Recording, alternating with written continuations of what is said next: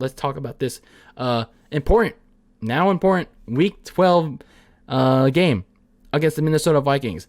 This is a matchup where, for people that do care, that that want to ride the wave, I guess. This is an important matchup for the 49ers because between the 49ers and the Vikings, this is a match that'll determine the playoffs, the playoff tiebreaker, the standings. This matchup between the 49ers and the Vikings, it's going to go a long way to determine who gets in and where they'll stand if any of these two teams get into the postseason. You know my stance on this already with the 49ers. I mean, like I said, I shouldn't be thinking about postseason, but here we are. And the fact that, this NFC and even the AFC, this whole playoff picture is a whole clusterfuck. Yeah, here we are. So let's take a look at this game in Week 12. The Minnesota Vikings. They have honestly been a very 50-50 team. They're 5-5, just like the 49ers. But a lot of their wins and losses have been in one-score games. And that's because they have been in a lot of nail-biting affairs all season long. They've either been from behind, or they've been in overtime, or they just win or lose because of their own self-inflicted wounds. They Mike Zimmer either conservatively coaches them to death, or it's something that just inexplicably happens. And not a lot of it unlike in the past, not a lot of it comes down to Kirk Cousins. The only thing that I could say Kirk Cousins cost in the game with was Week 8 against the Dallas Cowboys, where he mentally shrunk so bad he got outplayed by the Cowboys' backup Cooper Rush. But other than that, Kirk Cousins has been relatively productive for his team. He hasn't cost his team the game not that many times. So he's been pretty passive aggressive, I guess you could say. So he's not he's still kind of conservative, but he's also pretty damn aggressive when it comes to throwing the football, taking more chances than usual. So I guess he's looking over his shoulder over whoever the Vikings have at quarterback, but I guess he's trying to understand that oh shit, okay, so something is gonna happen if I don't do something here in Minnesota. So I mean, Kirk Cousins has been doing pretty well. But I guess I'd say better than years past with Minnesota. And then Dalvin Cook, I mean, he's still a good running back. I mean, he hasn't been as effective as before, but he's a running back that's still hard to deal with. Second year receiver Justin Jefferson, he has been hard to target, take down by the opposition. So he continues to be Cousins' go-to target, and this should be a point of emphasis for the 49ers. Adam Thielen, I mean, he hasn't been as targeted by Cousins, and I guess it's also because defenses target him mainly and not Justin Jefferson. So still, this is at least now Kirk Cousins has two weapons on both sides. Defensively, the Vikings pretty much have allowed opposing teams to keep things close until the very end, because for all the things that the offense does, the defense just can't get in its own way. They don't have the ability to shadow opposing receivers. They barely make enough plays. Their pass rush is kind of non-existent. I don't every time I see highlights of the Vikings, I don't see a lot of pass rush. Not many in this instance. So when it comes to the Minnesota Vikings, like I said, they have a 5-5 record. They lost a lot of close ones to the Cardinals, the Ravens, but they did get some big wins as of late. They beat the LA Chargers and SoFi, and they beat at home recently the Green Bay Packers in a pretty much a big divisional game. Kirk Cousins and Aaron Rodgers were, honest to God, were battling out in a back and forth duel. At one point, Kirk Cousins and the Vikings actually had a big lead on the Packers, but you never count out Aaron Rodgers. And when the Vikings were down by 1 point, Kirk Cousins brought them back in it, retook the lead, and then when Aaron Rodgers tied it again, Kirk Cousins brought them down to the field to kick the game winner. I mean, that's the story of the Minnesota Vikings this far, is always coming down to the last field goal. So this is a team to beware for the 49ers. Speaking of the 49ers, they're coming off two big wins, two straight big wins in consecutive weeks. The blowout win over the Jaguars and an all-elite big win over the Jacksonville Jaguars in the land of AEW in Jacksonville, in Duval County. They took care of their business. They controlled the clock just like they did in Week 10 against the Rams. They did again against Jacksonville.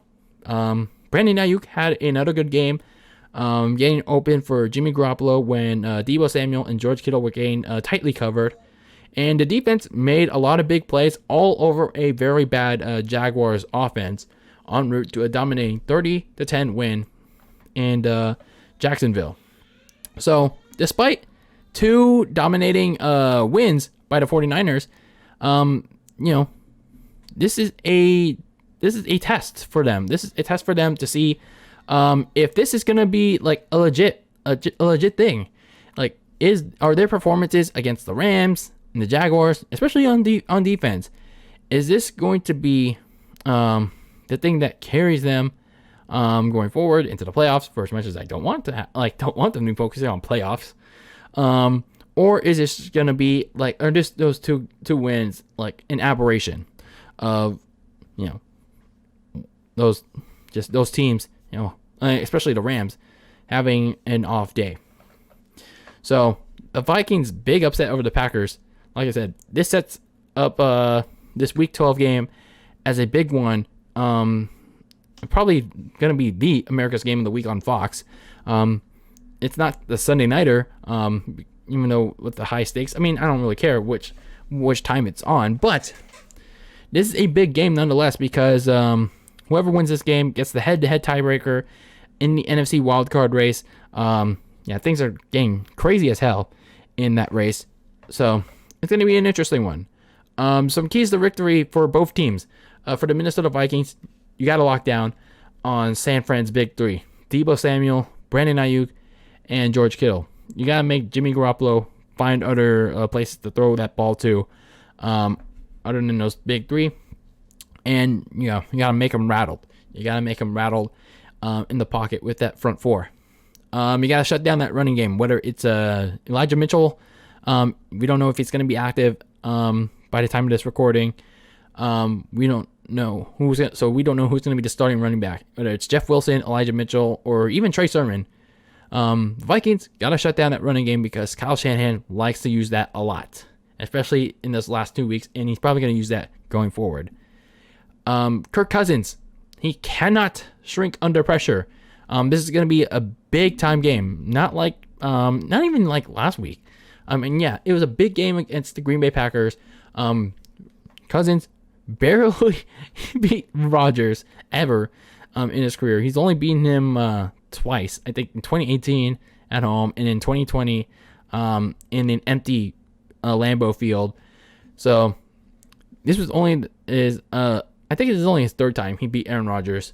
So he cannot shrink under pressure mentally in another big game for the Minnesota Vikings. So he's got to follow up his success.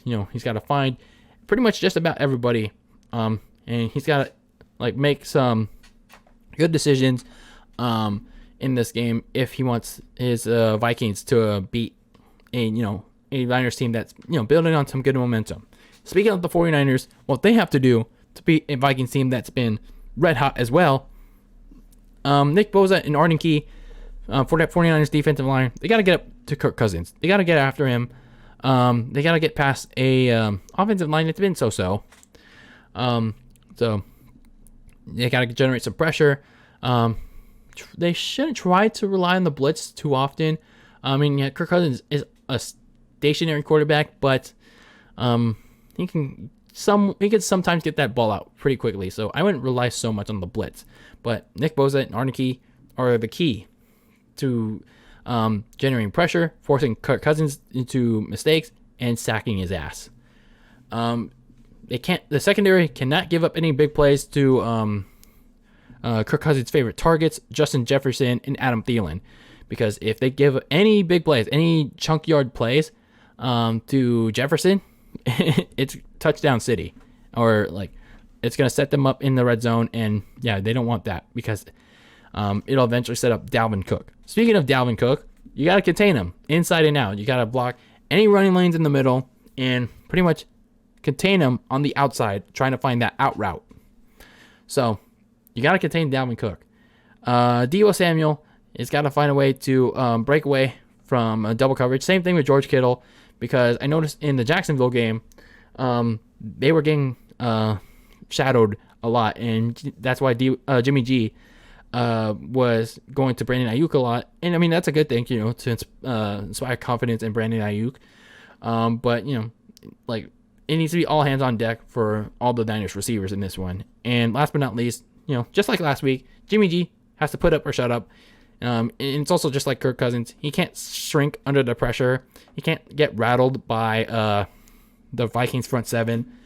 You just got to make the good decisions and not overthink anything. So those are my keys to victory.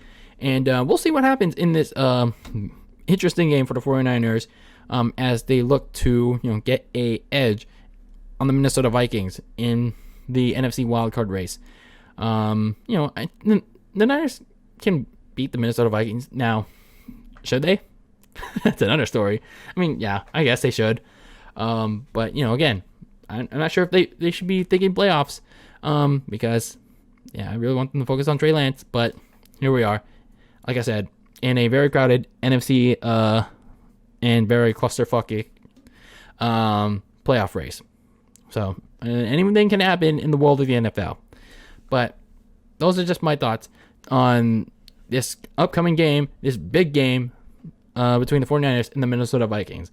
Let me know your predictions. Let me know your thoughts on what's going to happen in this game. What do you think needs to happen for the 49ers to win?